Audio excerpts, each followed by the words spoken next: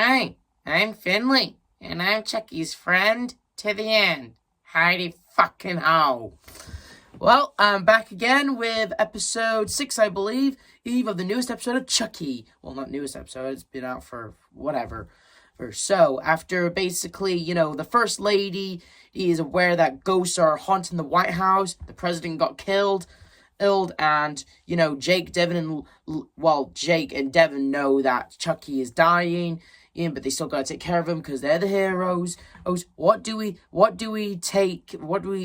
do we go from here now? Well, the episode does start off with Henry talking to Joseph, and Chucky, he's basically just manipulating the poor kid, that sort of thing, just being typical Chucky. And as for the president's death, well, let's be honest with ourselves. After when we saw the president brutally get killed in the last episode, what was the First Lady's reaction? Totally off screen. Yeah, the First Lady reacting to her husband's death, we never got to see it. Instead, it just cut straight to her and Price, I believe his name, talking about how we're gonna cover this up. The First Lady, she just wants to get her kids and get the hell out of here. She tries to get the kids to pack their things, but Price, he doesn't allow it to happen. And there's a message on the wall written in blood saying Chucky did it, and they're fully aware about the ghosts in the White House now, and what else is there? And as for Jake, Devin, and Lexi, Jake and Devin return, tell Lexi about Chucky's death and them consummating their relationship. And as for relationships, Lexi, explains to them that, her and Gavin have actually made up, and, they're actually gonna go to his house for a movie and pizza. Ryder will be picking them up at 8. And while that's all going down, since the president is dead and they can't reveal it to the public, what do? They get the original actor who played the president, who's been in the TV show all the time. Honestly, it's kind of crazy to believe that Don Mancino will continue reusing old actors for newer characters. He's done it multiple times in this show and in a few of the movies. And honestly, it's really cool to keep him continue doing it. In other words, basically this guy named Randall, I believe, I think that's his name. And, he's I'm just going to call him fake president, okay? So, and basically, this show now takes a page out of conspiracies and conspiracy theories saying that people fake their presidents, some people will hire someone to pretend to be the president. That's what the show is taking a page out of, and fake president, he's just he's being told by the First Lady that, stay away from the kids and just do his job of pretending to be James, and that's basically it, really. And as for Jake, Devin, and Lexi, well, Jake, he's a little, he gets a little frightened to go back into the White House, but Devin, he reminds them that they're the heroes. They gotta take care of Chucky once and for all. And as for Lexi and Gavin, and they do a little duet together, which honestly I did like. I forgot the name of the song they're singing, but I thought the duet they sang was pretty good. Gavin's an absolute master on the keyboard, and Lexi, I gotta say, girl, nice pipe she got. And so basically, and all that's going down, Chucky, he's playing a game with Henry, and, he manages to get a gun from the office, and as for the First Lady, she's still just trying to figure out what the hell is she gonna do. Her husband's dead. She's right now trying to keep it a secret from her kids, and at the same time, how the hell's the world gonna react knowing that the president's dead, and, there's a guy who's actually played by the same actor, pretending to be him, Oh, it's I'm just saying, take a mile in the First Lady's shoes. While Gavin is wondering, hey, where the hell is Dad? 1 minute you said, Ed, he's working. Now you're telling me he's sick now? What gives, Mom? And, again, I honestly just feel really bad for the First Lady, she did not sign up for any of this, she knew that being married to the president was risky and stuff, but, like, this whole thing is gone way too far, and all she wants to do right now is protect her kids and what's basically left of her family, you know? And honestly, don't blame her. I mean, she's now taken up smoking because of this whole situation that Chucky is doing, and with all these ghosts, you know, it's kind of crazy. I feel really sorry for her and her family.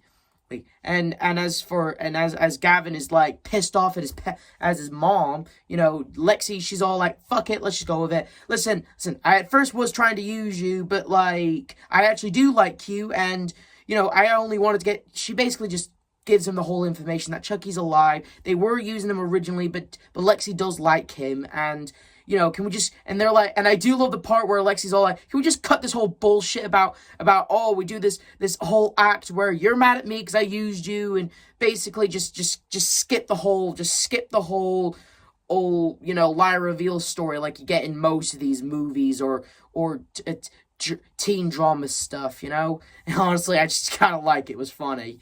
You know, because honestly, a lot of TV shows and movies do need to do that whole thing where they do that whole, you know, I was lying to you, but can we just skip it, please? And do it later so we can take care of this business. More shows and movies need to do that often. And as for fake president, well, he meets up with Henry, and Henry, you know, he's wondering who, you know, like Henry, he may be a little kid, but he's not stupid.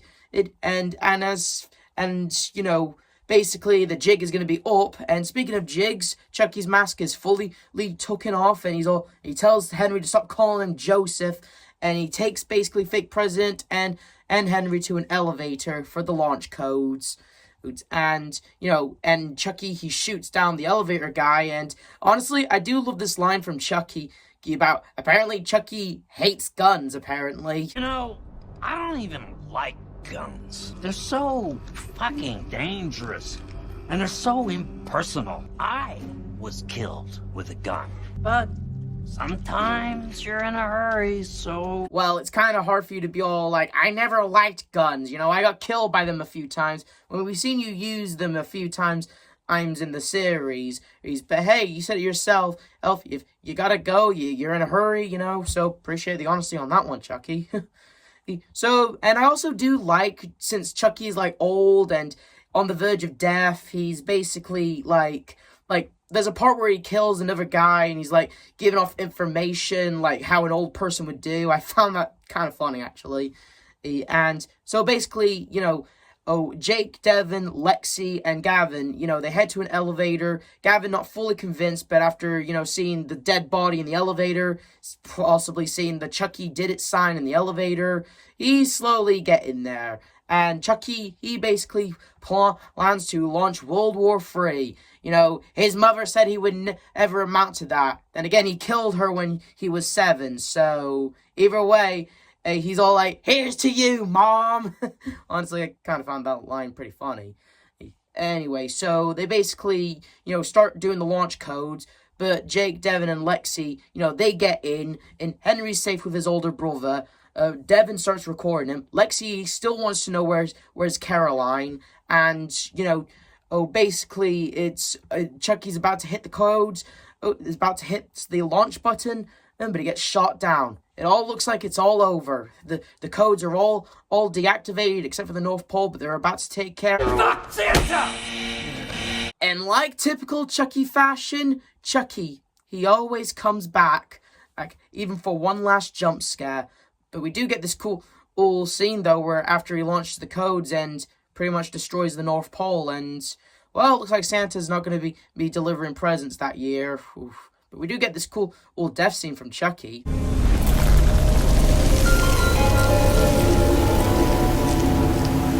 I don't know. I do think that scene could have used... Oh, I don't know. You should have gone for the head.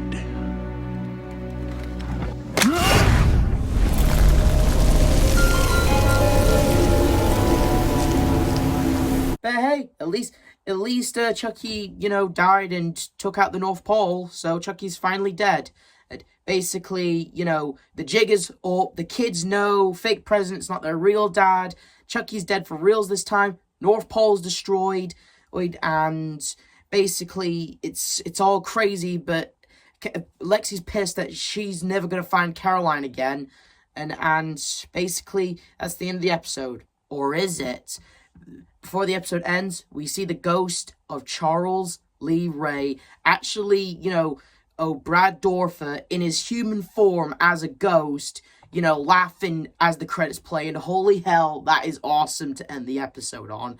Showing that even though Chucky is technically dead, his spirit is now in the White House, probably with all the other ghosts that are in the White House. That is pretty awesome to end the episode on, And with 2 more episodes left, it's gonna, all I'm saying is this episode, it was certainly something, I mean, I guess Chucky did went out with a bang, and may not have been the bang he wanted, but hey, he still got a bang out of it or he kicked the bucket, and we actually get to see Brad Dorfer finally in his human form, after a while, now in his old man form, because, Brad Dorfer, he's an old man now, and, but, hey, at least he's a ghost now, so that's kind of cool. And yeah, this episode was kind of cool. I did like this scene in, there are some jokes that were funny, there were some jokes that were cool, and yeah, there's definitely more I can say about the episode. I thought it was alright. I love the way how Chucky went out, and there's more I gotta say. That's all I gotta say about episode 6. 6. This is the F-Man Critic telling you to like, subscribe, hit notification. I'll see you guys next time.